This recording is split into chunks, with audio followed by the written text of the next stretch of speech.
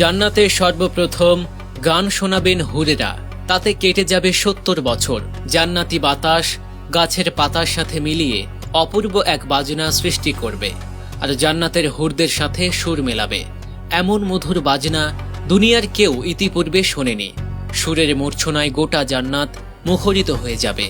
আল্লাহ যখন জান্নাতবাসীদের কাছে জানতে চাইবেন, কেমন লাগলো তোমাদের প্রতি আমার এই উপহার, সকলে সমস্বরে জবাব দেবে, খুব ভালো লেগেছে ইয়া আল্লাহ। তখন আল্লাহ রব্বুল আলামিন জিজ্ঞেস করবেন, এর চেয়ে ভালো কিছু শুনতে চাও? জান্নাতবাসীরা জবাবে বলবে, হে আল্লাহ, এর চেয়ে ভালো কি আছে? তখন আল্লাহ বলবেন, আছে, এর চেয়ে ভালো আছে।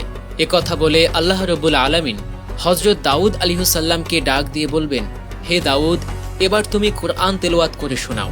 এখানে উল্লেখ করা যায়, দাউদ আলাইহিসসালামের কণ্ঠ এতটা মধুর ছিল যে তিনি যখন তিলাওয়াত করতেন তখন সমুদ্রের মাছও মনোযোগ দিয়ে তার তিলাওয়াত শুনত। সুবহানাল্লাহ।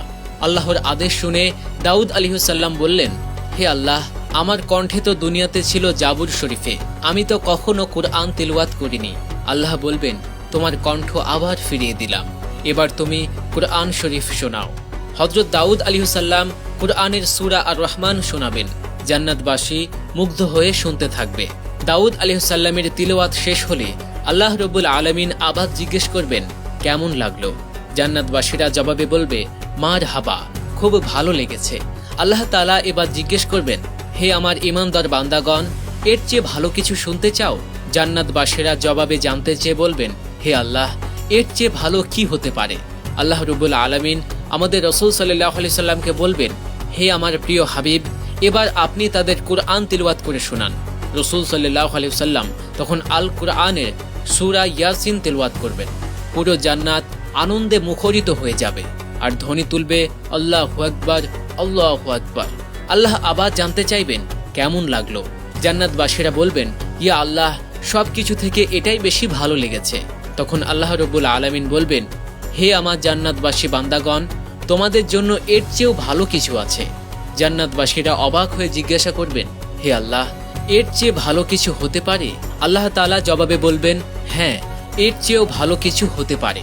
তোমাদের রব তোমাদেরকে তা দিদার দেবেন। এই বলে আল্লাহ রব্বুল আলামিন রিজওয়ান নামের একজন ফেরেশতাকে পর্দা সরিয়ে দেওয়ার জন্য বলবেন।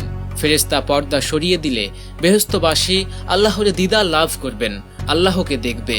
আল্লাহু আকবার। আল্লাহকে দেখার পর অস্থির হয়ে যাবে। তখন জান্নাতের হুর কি, নহর কি, ফল কি, সবকিছুকে মূল্যহীন মনে হবে।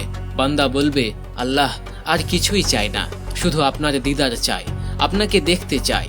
জান্নাতবাসীদের কাছে এর চেয়ে বড় উপহার আর কি বা হতে পারে?